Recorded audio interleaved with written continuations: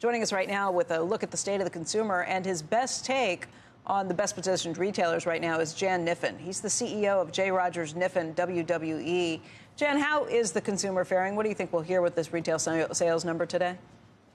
Well, first of all, it's January, so, it's the smallest month of the year. It doesn't mean a lot when you see the number. However, how's the consumer faring?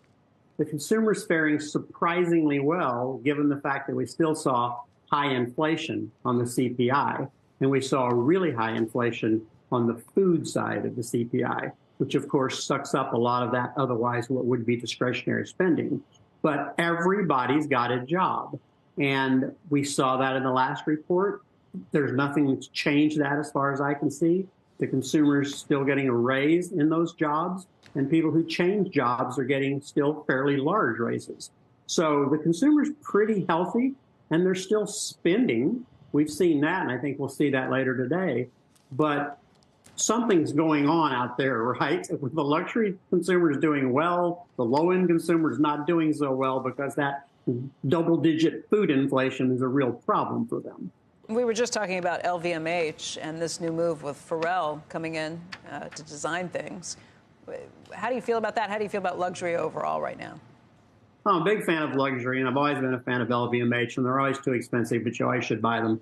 And, I've always been a fan of Kering as well, and they're both, that's Gucci, and they're both doing well. And I was surprised at the announcement, but once I thought about it, I was like, hey, this guy is a fashion icon.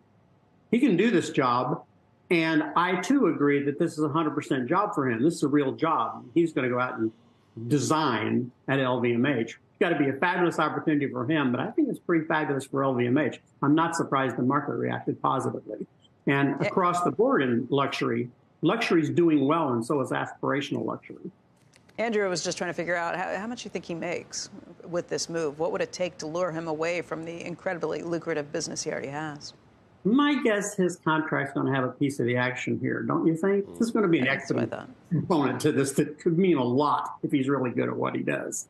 Yeah, especially given that, the move up 21% year to date. For his sake, I hope he signed the options or the restricted shares before that move. Me too. Go ahead. Very quickly, I want to ask one more thing. You wrote me earlier this week. I didn't realize you were a former Air Force officer.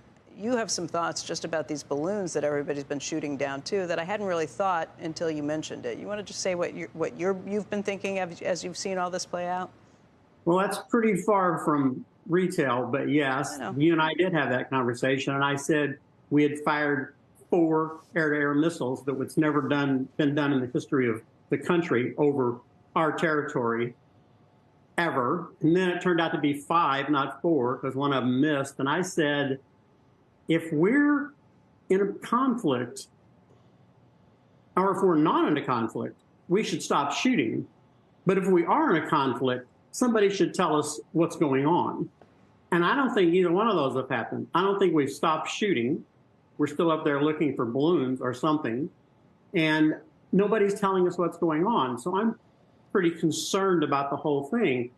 We don't fire live rounds, and it turned out they are firing duds, which I didn't know at the time.